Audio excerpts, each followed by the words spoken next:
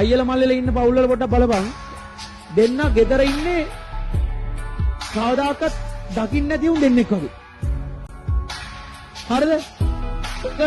නංගිලා අක්කලා අතර නෑ. කොල්ලෝ අයියයි මල්ලි ඉන්නවනම් උන් ළඟින් ගියත් එක්කේ නෑ.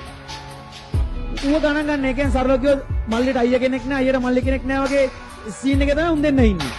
හැබැයි බලපන් මොකක් හරි අවුලක් ගියොත් හයි මොකක් හරි අවුලක් ගියොත් බලපන් පුතේ ඔය මල්ලිට කවුරුහරි ටෝක් කරලා හරි සීන් එකක් දාලා හරි ගේමක් කිල්ලුවොත් ආයි කියන සුනංගුවෙන් අයියා එතන ආයි ගේමකට බෑලා නැද්ද බලන්න උන් දෙන්නට දෙන්න උන්ගේ තියෙන සහෝදර බැඳීමක් පෙන්වන්නේ නෑ බා පට්ට අමුතු බැඳීමක් ඒක බං අක්කලා නංගිලා අතර නෑ මම මේ කියන එක ඇත්ත වශයෙන්ම හරිද කියලා ඔයලා බලන්න ඇත්තටම ඕගලන්ගේ ඔය කතාව නේද කියලා ගණන් ගන්න සත පහකද හැබැයි මහත්තයෝ වැරදුන තැනක් තියෙනවා නම් ඔවත් හරි අවුල ගිය තැනක් තියෙනවා නම් ඒ අයියා වෙනුවෙන් ඒ මල්ලි වෙනුවෙන් ඒ අයියා අනිවාර්යෙන් ඉන්නවා තමයි